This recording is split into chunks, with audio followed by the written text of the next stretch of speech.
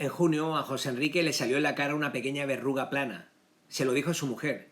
Me está saliendo algo aquí en la piel que además me pica.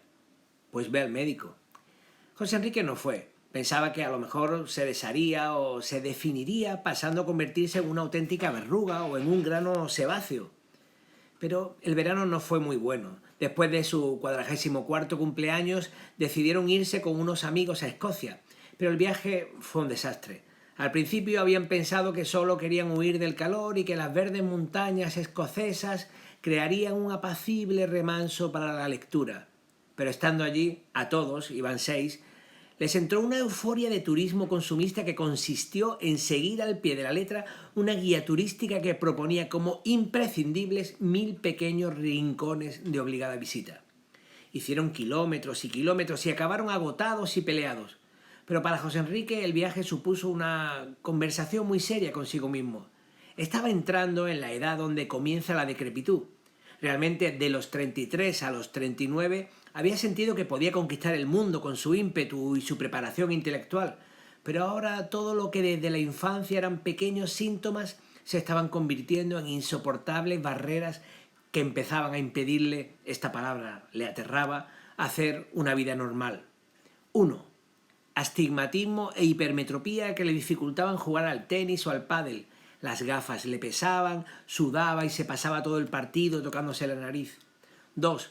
Descamaciones en las pestañas, fruto del astigmatismo y de la hipermetropía. El oculista le había dicho que esto ya sería crónico. Crónico. Esta palabra sí que la odiaba. Veía que se acercaba el día que el médico le dijera: tendrá que tomarse esta pastilla ya de por vida, y sentiría que la decrepitud había dado el paso definitivo. Se habría metido en sus entrañas. 3. Pitido permanente en el oído. Un enfermero amigo suyo lo vio en el otorrino y al saber la razón le dijo: eso también lo tengo yo y lo mejor es olvidarse de él. Como te concentres en el sonido te puedes volver loco. Y desde entonces decidió no escucharlo. Pero lo oía. 4. Por las mañanas percibía que tenía pequeñas legañas en los ojos. Eso le había ocurrido siempre, pero ahora era mayor la cantidad y le tardaba más tiempo en desaparecer, por mucho que se lavara por las mañanas. Él sabía que de esto se hablaba en las películas, el viejo que camina renqueante con las zapatillas mal colocadas, pisando la talonera, que se queja de vista nublada por los mocos que le salen de los ojos y con pitido en el oído. Así iba a ser él. Ya tenía una horrible pijama de rayas verticales grises que se compró deprisa por olvido en un aeropuerto que le daba toda la pinta de un judío achacoso en un campo de concentración. Así era ya por las mañanas: pijama de judío, zapatillas pisadas, zumbido interno, ojos llorosos. Y solo tenía 44. ¿Cómo sería con 70? 5. Cuando pequeño le midieron las piernas y descubrieron que tenía la derecha 7 milímetros más corta que la izquierda. Su madre llevó el zapato derecho al zapatero y le pidió que le pusiera un alza. José Enrique se lo puso para ir al colegio. Tendría unos 12 años. Sus compañeros se percataron cuando subían por las escaleras. Alguno dijo: a mí también me han dicho lo mismo, pero yo no me lo pongo. Al siguiente par de zapatos ya no se lo puso. Él era un chico deportivo, seguro que su cuerpo se adaptaba, y seguro que lo hizo. Pero José Enrique comprobaba diariamente que la capacidad de adaptación, la elasticidad, estaba comenzando a dejar de funcionar. La rodilla derecha era un mar de crujidos y le dolía cada escalón que subía. Él no necesitaba ir al traumatólogo, sabía que era el desnivel de su cuerpo el que lo producía. Y 6. Cuando fue a que le realizaran el estudio preoperatorio, el anestesista le preguntó: ¿alguna alergia? ¿Alguna enfermedad? ¿Fuma? ¿Bebe? No. O sea, está usted estupendamente. Si usted supiera, pensó José Enrique, la operación iba a ser de algo ominoso: hemorroides. Llevaba 10 años sufriéndolas, siendo condicionado absolutamente por ellas, y en este viaje a Escocia el martirio fue total. Se estuvo preparando durante semanas para que no le volvieran a repetir, porque no quería condicionar el ritmo del grupo. Sabía que más allá de los Pirineos, el bidet era un gran desconocido, por más que dijeran que fue un invento francés, y que sin él todos los días tendría problemas graves. La preparación para el viaje consistió en volver a usar las cremas que había desechado por inútiles hacía años, no tomar bebidas con gas y mantener un ritmo de vida estable y descansado. Eso era fácil, era verano, pero el primer día le volvieron a atacar y estuvieron amargándolo a él y por ende al grupo, hasta 2 días antes del regreso. El problema consistía simple y llanamente en sangrar. Sangraba cuando hacía sus necesidades y no conseguía parar la hemorragia. En su casa se daba baños de asiento, pero en el viaje no había bidés. Incluso a veces el retrete estaba en un lugar distinto al de la ducha. José Enrique tenía miedo a que llegara la mañana. Cuando llegaban a un bed and breakfast o a un albergue de montaña, lo primero que miraba era el sistema de sanitarios, duchas y lavabos, y desde ese momento su semblante se transfiguraba. Las mañanas serían un infierno. En alguno de esos hospedajes solo había un baño para los 6 y él tenía que hacer sus necesidades, en lo que era muy lento porque después lo descubrió. Las propias hemorroides impedían el flujo de sus residuos y alargaban la sensación de no estar del todo evacuado. Debía luego ducharse, pero en algunas duchas no había manguera y le resultaba especialmente difícil limpiar la zona conflictiva. Y por último debía parar la hemorragia, pero no podía hacerlo mientras estuviera mojado. Pero secarse era imposible sin manchar las toallas. Fue robando toallas en todos los lugares en donde estuvo, aunque el último día dejó 6 en aquella residencia. Todavía se estarán preguntando, pensaba José Enrique, de dónde habrían salido tantas. Así pues, manchaba toallas, se ponía gasas, pegaba salva slips femenino, qué indignidad, en sus calzoncillos. Sobreponía un calzoncillo sobre otro y rezaba para que la sangre no alcanzara sus pantalones. Lo hizo 3 días. Cuando bajaba del coche, su mujer y sus compañeros le esperaban desesperados y él contaba que las hemorroides... Los primeros días no contó nada, luego dio alguna explicación superficial para conseguir su perdón y por último, el día que manchó la tapicería del coche alquilado, decidió hablarlo abiertamente para mostrarles en el infierno diario en el que vivía. Las conversaciones fueron haciéndose cada vez más fluidas y al final hablaban sobre el tema durante horas. Resultó que alguno estaba en el proceso y que varios de sus padres habían vivido en el mismo infierno que José Enrique. La solución estaba, al parecer, en la operación. Pero en el viaje todo le parecía contraindicado. No podía comer la comida basura que tanto le gustaba a uno y que tanto aliviaba económicamente a otros. No podía caminar en exceso por las hemorroides y por la cojera de 7 milímetros que a cada paso le descoyuntaba más y más el cuerpo. No debía trasnochar, no debía tomar alcohol, pero sus acompañantes, que eran más bien de la edad de su mujer, unos 10 años menos, se apuntaban a todo. Veían una montaña, la subían. Veían un all you can eat, se lanzaban. Veían el bus, seguían andando. Llegaban tarde a un concierto, corrían. Los taxis, como todos debían saber, eran elementos decorativos en la Gran Bretaña.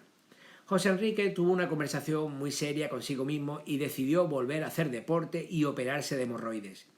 Llegaron un domingo, pues el lunes a las 8:30 ya estaba pidiendo hora para el cirujano. 5 semanas después se operó. El posoperatorio fue otro infierno. El último esperaba. Pero la verruga plana había crecido y siempre la había seguido picando. Pidió cita. Después de las hemorroides, ahora que solo usaba un calzoncillo, había dejado de usar salva-slips y cagaba en un momento. Su fe en la ciencia médica le llamaba a una entrega total. Cogió todos sus zapatos, solo el pie derecho, y se fue a El Rápido. 2 semanas después, tenía todos los zapatos con una alza de 7 milímetros y su cuerpo intentando adaptarse al desequilibrio que le producía la vuelta al equilibrio. La dermatóloga le miró atentamente la piel de la verruga plana y dijo: sí, tiene unas ramificaciones, esto mejor quitarlo. 2 semanas después se tumbó en la camilla del quirófano. Otra vez, había estado ahí en posición de parto solo 8 semanas antes.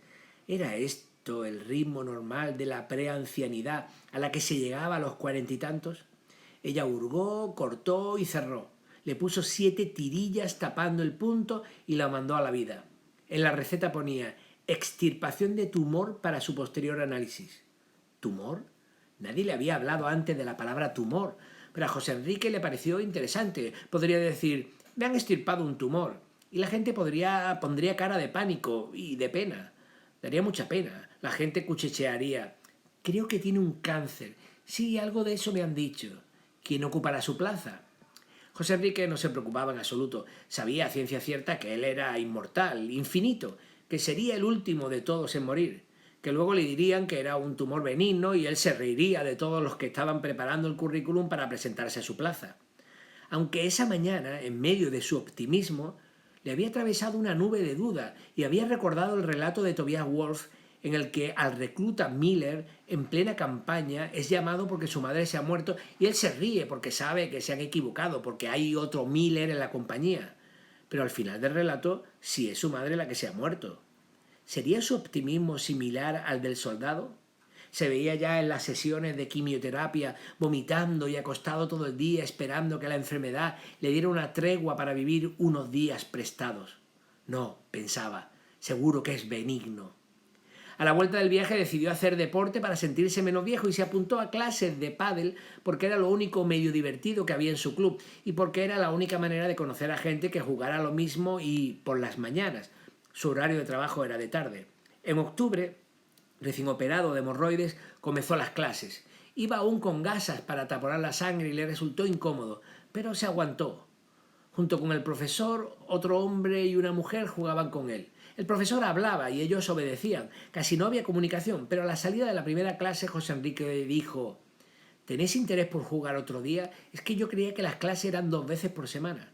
Sí, dijo el hombre. Yo me he apuntado solo para conseguir gente con la que jugar.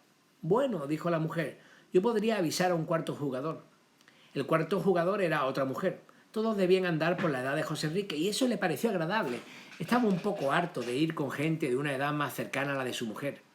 Debían ser, pensaba él, madres de familia que llevaban a los niños al colegio y se iban al club. José Enrique no tenía hijos. Sabía que su situación debía de ser diferente a la de los demás, pero no decía nada para parecer uno más. Un profesor de filosofía, amigo suyo, le había dicho: es la pulsión nietzscheana, infiltrarse para intentar subir de clase. Jugaban sin pasión, como quien se toma la medicina. Sabían que tenían que hacerlo. Se lo imaginaba preocupados también por la muerte y la decrepitud, su aldabonazo. Con el paso de los días, José Enrique fue sabiendo que la jugadora se llamaba Carmen y tenía 4 hijos, 2 de ellos mellizos, y que efectivamente los dejaba en el colegio y se iba a jugar un rato. Del jugador casi no supo nada, solo su nombre, Víctor. La cuarta jugadora ocasional unos días fue Inma y otros Sol. José Enrique había comenzado a disfrutar de esos partidos. Miraba a Inma y pensaba en quién debió haber sido. Era guapa y tenía pinta de ser muy inteligente, resuelta, enérgica. José Enrique pensó en Mercedes, una de sus primeras novias. ¿Qué habría sido de Mercedes? Ella estuvo muy feliz a su lado, pero se cabreó con él. Él intentaba recordar qué le había hecho, pero no era capaz de reconstruirlo. De Mercedes solo le quedaba una imagen, ellos dándose la mano en un bello mirador. Esa era para él ahora Mercedes. Mercedes sonriendo, dándole la mano en un bello mirador. Y ahora tenía allí a su lado, jugando en pantalón corto, a otra Mercedes llamada Inma. ¿Pensaría Inma los pensamientos de Mercedes? ¿Le guardaría el rencor que le debía de guardar Mercedes? Algún día jugó también con Sol. Sol era una niña de 40 y tantos, jugaba con coletas y su sonrisa era grande y luminosa. Decía palabrotas cuando jugaba y a veces hacía gestos de cómica reprimida. José Enrique la veía desde su parte de pista y le parecía que todo el juego tenía más vida, más chispa cuando estaba ella. Luego, si se acercaba a ella, veía en su piel el tiempo inexorable. Desde lejos solo se veía su sonrisa. De cerca se oía la pregunta de por qué tenemos que deteriorarnos y envejecer. 2 días después de la extirpación del tumor y antes de ir a jugar con ellas, recibió un mensaje de Víctor diciendo que no iría. José Enrique pensó que jugaría solo en una parte de la pista y que tendría que correr más, pero no le preocupaba. Le preocupaba llegar con el parche que le había dejado la dermatóloga en la cara, mostrar su decrepitud. Las hemorroides se podían ocultar. Le preguntaron por el parche y él habló del tumor. Creyó percibir el miedo en sus caras, algo parecido a lo que debió de sentir la gente en la Edad Media cuando veían toser sangre a un familiar. En la pista contigua jugaban otras 4 mujeres. Allí estaba Inma, y con él jugaban Carmen y la risueña Sol. José Enrique pensó que estaba solo entre tantas mujeres. Los maridos estarían trabajando o tirándole los tejos a sus secretarias, y aquellas 6 mujeres jugaban al pádel a las 10 de la mañana. José Enrique se sintió solo y perdido. Su mujer había sacado una plaza a 1000 kilómetros de donde él ahora jugaba al pádel y la veía un fin de semana de cada 2. Todo era muy extraño. Recordó cuando con 8 o 9 años jugaba con sus primas y con las amigas de sus primas. Se sentía casi femenino. Jugaba a las palmitas. Myself for Juti, tú eres samba, por eso Juti. Y al elástico. Y todo a su alrededor era fuente de placer. Niñas, belleza, gracia, alegría. Infiltrado. Estas mujeres que ahora tenía a su lado eran como él, de su edad, de su mundo, y eso le gustaba, pero las miraba y pensaba, así tienen que estar las chicas de mi clase, del colegio, de la universidad, y pensó en que así ya no le gustaban, no podían gustar a nadie, existiendo como existían mujeres más jóvenes, estaban con él en la decrepitud de los 40. Se fue a la ducha y se miró en el espejo y se vio con el parche en la cara, con las gafas sudadas, con la barriga prominente, con la calva incipiente, con los ojos legañosos, con el acúfeno y con el alza de la zapatilla de deporte derecha, y pensó que si su mujer lo dejaba, ¿quién lo iba a querer? Se duchó y se descubrió una vez más hablando con su hijo. Le explicaba el orden en el que debía ponerse la ropa en los vestuarios del colegio cuando se duchara después de hacer deporte. Primero te pones el calzoncillo, luego toca el desodorante y después puedes ponerte la camisa y el pantalón, no los calcetines. Y cuando estés vestido pero descalzo, te sientas y entonces te secas un pie y te pones el calcetín y el zapato y luego haces lo mismo con el otro pie. Cualquier otro orden era un error. José Enrique lo tenía suficientemente comprobado y se imaginaba diciéndoselo a su hijo. Luego se sorprendía de hablar cada vez más con el hijo que aún no tenía y se extrañaba de las cosas que quería transmitirle. No le hablaba sobre el papel de demoledor de Platón en la historia de Occidente, sino sobre el orden de vestirse en un vestuario o sobre la importancia de llevar un pañuelo en el bolsillo izquierdo o sobre la importancia de llevar siempre un lápiz boli encima. José Enrique intentó imaginarse el dolor terrible que sentiría si no llegaba a tener un hijo, si le diagnosticaban cáncer, y se asustó solo de imaginarse a la avalancha de dolor acercándose a él. Luego intentó animarse pensando que eso a él no le ocurriría, aunque se volvió a acordar del recluta Miller de Tobias Wolff. Salió del vestuario y Sol e Inma, que se estaban marchando, le dijeron adiós con la mano. «Adiós, José», dijeron.